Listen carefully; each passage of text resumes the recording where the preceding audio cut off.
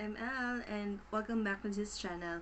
And as you can see, I am wearing the same outfit that I wore in the last video kasi ano talaga, film ko siya on the exact same day. Pinutol ko lang kasi sobrang haba na nung unang video. So, let's say hello again to our dear friends. This is Carmela, and this is Mayales. So, yeah.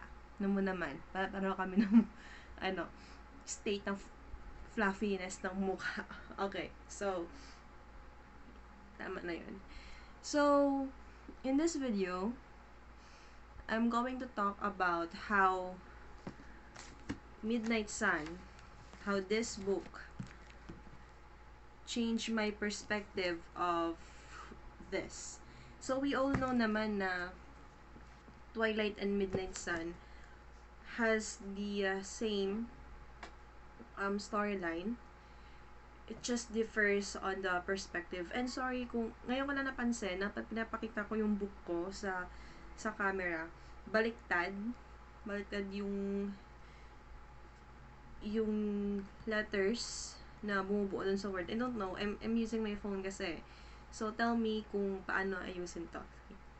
So, sabi ko nga kanina sa Twilight, medyo nakakapagtaka na, nagtataka ako. Bakit parang very popular si Bella sa Forks High School. It's like everyone in the school likes her or wants to court her or even wants her to be their girlfriend. So, at saka, for me kasi personality-wise, parang, hindi naman siya ganun ka-attractive. Even kung paano niya i-describe ang sarili niya, I don't see her as attractive. So, kaya nakatulong sa akin yung movie because binigyan niya ako ng visuals ni Bella. So now, tuwing babasahin ko yung Twilight, nasa isip ko lagi si Kirsten Stewart. Kasi siya yung gumanap na Bella eh. Pero, if I'm going to read the novel alone, ang alam ko lang sa kanya, yung buhok niya, may pagka-red tint, may reddish tint, lalo kapag sa sunlight, at saka maputla siya. Tapos, yun, lampa nga. That's why I don't see anything na parang attractive sa kanya. So, ang naisip ko during nung binabasa ko yung Twilight is it's a novelty of a new girl in town.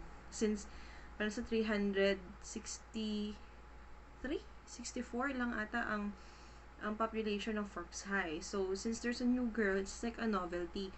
But, in Edward's perspective, doon pinakita kung gano'ng ka-helpful sa Bella, kung paanong mag-go out of her way siya to save her classmates face, since may mga pinakita rin naman si Edward na mga characteristics ni Bella. And then yun, in Twilight kasi parang may kita mo lang na si Bella napaka-obsessed kay Edward or heads over heels siya kay Edward, and lagi yung nag-question sa sarili niya na bakit ako ang nagustuhan, bakit there's nothing special about me. Wherein kapag binasa mo naman yung Midnight Sun, maiintindihan mo kung bakit naging attractive si Bella sa karamihan. Yes, part of it is the novelty na new girl siya in town, but also her wittiness, her sarcasm, her compassion. So, nung nabasa ko siya in 2020, I think mga September, October, nabasa ko siya. I realized na nga naman, kahit nga naman siguro ako sa Edward, and nakikita ko yun, siguro, ma-attract din ako. Maganda pa daw. Kaya nga hindi ko naman siya ninasabi kung na maganda siya. Na, or attractiveness is, or beauty is, a main factor. Although, yes, sa mga mortals, yes. Tsaka, siguro yung mystery na rin ni Bella, kasi hindi nga mabasa ni Edward yung kanyang nasa isip, or yung kanyang thoughts. So, I think that added to the mystery, o na talagang check niya, or talagang inaral niya yung tao. And then, dito ko rin naintindihan, or dito ko rin talaga na, hindi naman sa naintindihan, kasi parang nahigets ko na siya sa Twilight. It's about Bella's friends. So, medyo gets ko na siya sa Twilight, pero sabi ko, no, kasi para kay Bella, okay sa kanya yung mga friends niya. So, I don't want to give judgments. Kasi nga, the book is in Bella's perspective. So, yun yung nakikita niya Parang, loyal naman, mabait naman, mabuti naman. At dito ko rin na-realize sa Midnight Sun, bakit napakabilis para kay Jessica? Kay Jessica Stanley, na hanggang itapon yung friendship ni Bella in New Moon. It is because Jessica only wants Bella to be her friend dahil nga sa popularity ni Bella sa Forks. And doon ko na basa, or doon ko parang I'm reading in Edward's perspective kasi. So it's like I'm also hearing his voice, and then I'm hearing the pessimistic of Edward, and then here's another mind that he's hearing that's kind of dark, na parang plastic. So ayun, parang nakakatuwa siya in a sense, kasi usually kapag books, as much as possible, you want the friends to remain friends unless it is necessary to the plot na yung friends maging enemy mo. But here, parang pinakita yung reality na hindi lahat ng ngumingiti kapag kaharap mo sila is ngumingiti pa rin kapag nakatalikod ka, or maganda pa rin yung thoughts nila about sa'yo. Kasi, ayun nga unlike kasi ng difference between Angela and Jessica. So Jessica, she likes to be with Bella, or to be Bella's friend because of the popularity. Tapos, type pa ni Mike si Bella, which is Jessica's crush. And si Angela naman is very innocent. She's very pure. She's the kind of friend na gugustuhin mo. It's like, okay, I'm going to answer your question. I won't ask. Si Jessica kasi parang yung pagka-chismosa. Gusto niya lahat na alaman niya. And that's evident dun sa isang part ng book, yung galing ng, saan nga ba yun? Galing ng isang lugar yun sila wait lang. Alam ko meron yun dito.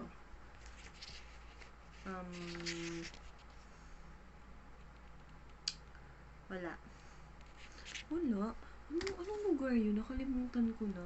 Yung pinuntahan nila na merong ano niya yung creeps.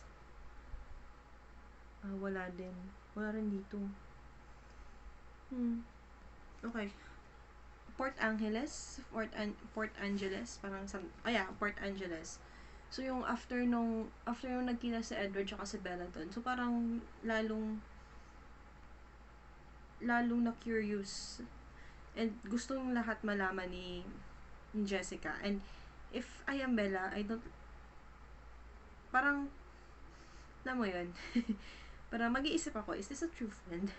Pero kasi si Bella kasi may pagka-naive, tapos mabait kasi siya or according to Edward's perspective, mabait si Bella, so parang ayaw niyang pag-isipan ng masama ng tao. So, yun. Then, Mike. Nainis na ako sa kanya. Naiinis na ako sa kanya. Sa Twilight pa lang. Para kasi siyang para siyang asong sunod ng sunod. Hindi niya maintindihan na ayaw nga sa'yo. Pero nung narinig ko sa perspective ni Edward ang nasa isip ni Mike, I was disgusted. And yeah, another perfect example of some of the guys nowadays na they're objectifying women, that they saw or they see women as a trophy or something that will beautify their image. So swerte nga si Mike medyo pa si Edward. Kung ako siguro yun, ayoko kasi ng ganun. So, yun. And, there are points in the Midnight Sun. And dito ko mas naintindihan yung ilang points sa plot. Kasi, may mga points kasi sa plot ng Twilight na napapansin lang ni Bella na para may pinag-uusapan si Carlisle sa Edward, or yung galit ni Rosalie kay Bella in the first place. Although na-explain naman yun sa Eclipse. Pero, maganda kasi na na-explain din siya sa Midnight Sun. Kasi, syempre, you will ask yourself na, ba't ganun si Rosalie? So, okay, first of all, naintindihan ko naintindihan ko na yung part na, ito yung tinatanong ko, simula nung nalaman ko ang background ni Jasper Whitlock. Si Jasper I think this in Eclipse, na pinakita yung niya, yung history niya.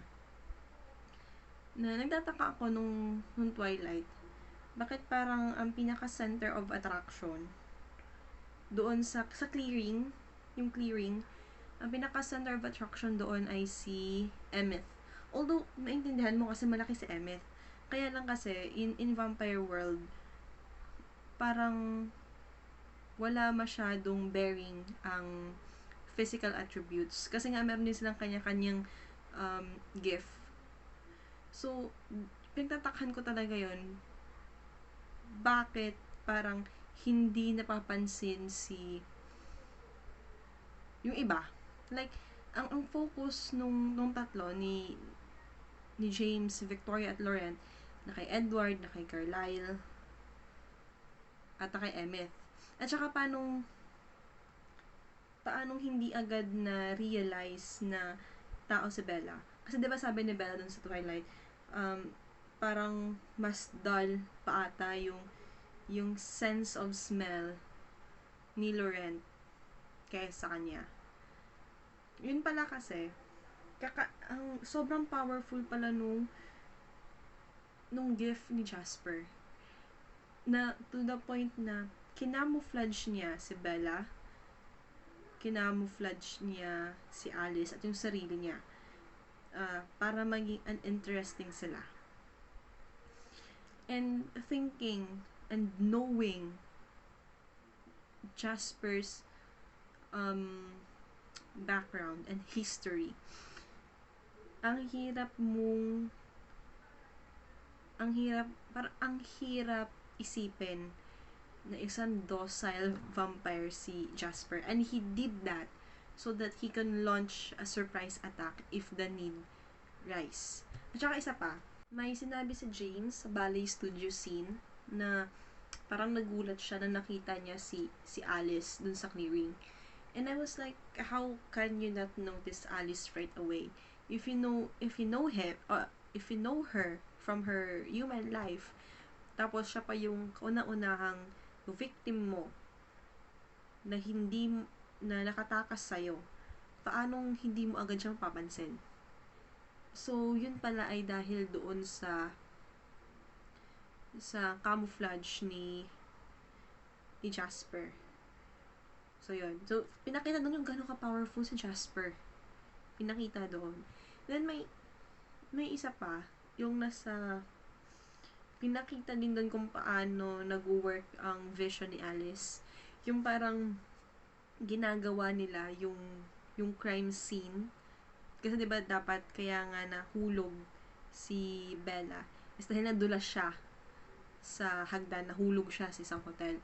So, kung paano nag-work yung vision, paano yung ginawa ng Colin. So, ang astig lang. Kasi parang, pag may isang, pag si Alice ang nagpaplano, parang lahat flawless. Kasi, dun pa lang sa vision niya, ito yung gagawin niya, tapos sa vision niya may kulang, uulitin niya. Tapos i-incorporate niya yung kulang. Tapos, so naayos. ang astigan ako nun. Tapos yung reaction ni Edward nung mapanood niya yung videotape na iniwan ni James.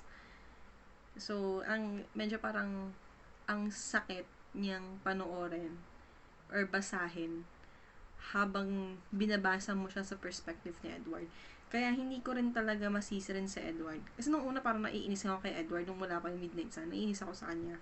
Sa mga decisions niya, sa mga pinaggagawa niya, sa mga pinagsasabi niya, nakakainis siya. Pipikon ako sa kanya. So, parang maaawa ka.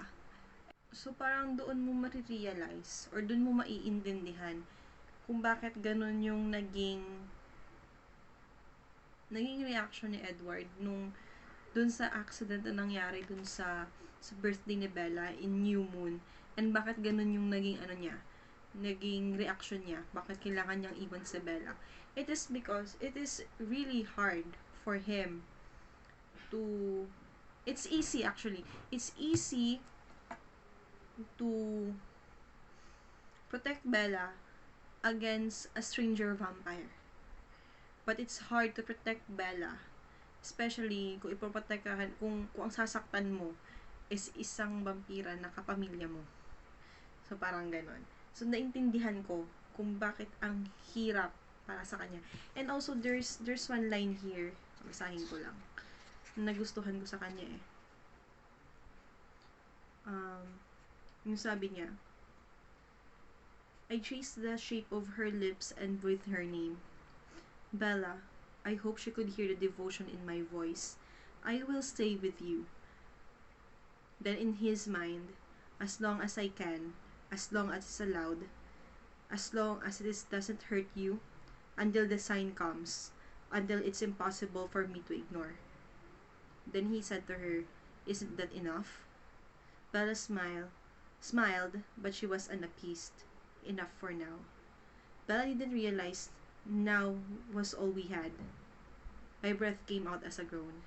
So, that's why he took the accident during Bella's birthday as the sign na hindi healthy para kay Bella na surrounded siya ng vampires day in, day out, day after day. It's a pun. So, bahan na kayong alamin kung saan ko nakuha yung line na yon. So, kaya, umalis siya. Because, in book 1 pa lang, yun na yung sinabi niya eh. Yun na yung pangako niya. That when a time comes, and when a sign comes that I cannot ignore, then I will leave. Yun. Tapos may isa siyang sinabi dito about kay Rosalie, na naintindihan ko kung bakit naiinis si Rosalie kay Bella. Pero, pinipilit niyang intindihin yung choice ni Edward. Yung sabi doon ni Edward na, give me my 5 years, Rosalie. At least be supportive. Let me be happy. While happiness is still possible for him. That if Rosalie cannot love his choice the way Edward loves hers, then at least try to pretend that Rosalie tolerate Bella. So yun eh, because parang nakiusap si Edward kay Rosalie. And because alam naman ni Rosalie na parang it's just matter of 5 years or less. Hiningi yun ni Edward. And I know many of Twilight fans naiinis kay Rosalie, especially in the first 3 books kasi napaka self-centered niya. In that particular moment, in that particular scene, I saw how Rosalie loves her brother. So, isa sa mga redeeming quality yun ni Rosalie. And there's also one thing that I love about Midnight Sun. How Edward sees Carlisle. He doesn't see Carlisle as someone different. Parang, of course they're different. They're different in restraint. They're different in everything. But his loyalty to Carlisle, it's like it's like ano sila parang magkamag-anak talaga sila. Ganun yung devotion ni Edward. And also for the first time I saw, kasi iba kasi nga ang lens na tinitignan ni Bella sa lens na tinitignan ni Edward. So in Edward's eyes, I saw how the relationship between Carlisle and Esme. And I like that. Parang may sinabi siya hindi ko lang ma-articulate word per word, pero parang ang sinasabi niya is they always look at each other like each other every day, na para sila nagkita ulit for the first time. The look of first love. The look of love at first sight. Yon. Parang yung araw-araw yung makikita kay Carlisle tsaka kay Esme. Ang ganda niya kasi parang sinasabi rin sa book na, and this how I take it na although change is constant, there are some things that is unchanging, and that's beautiful. I really like that. I really love that. That's one of the things I like about Midnight Sun. However, since sobrang kapal nga niya, may mga points din naman sa Twilight, sa Midnight Sun na tingin ko dapat tinanggal na lang. Like, may sinabi dito ganyan, parang parang stalker vampire, a stalker vampire, an obsessive stalker vampire, something like that. Pero namang isang phrase na lang siya, hindi pinalit-ulit. But of course, repetition plays a role na kumbaga parang nagbibigay siya ng emphasis. So, naintindihan ko din. But overall, Midnight Sun, siguro maraming sasabi na hindi ko na bibilihin ng Midnight Sun or hindi ko na babasahin ang Midnight Sun kasi alam ko yung kwento, nabasa ko na yung Twilight. For me, it is a must that you read Midnight Sun because it gives so much clarity to Twilight. Kaya nga ngayon, hinihiling ko na sana kung magsusulat man ulit si Stephanie Meyer ng book, sana isulat na lang niya yung Eclipse, New Moon, and Breaking Dawn in Edward's perspective. Wag na po na book about sa relationship ni Ernest, me and ni Jacob kasi ang weird talaga. So, yun ang aking video for how Midnight Sun changed my view of Twilight, of the first book of Twilight. So, I hope you like this video and I hope to see you in my next video. Bye!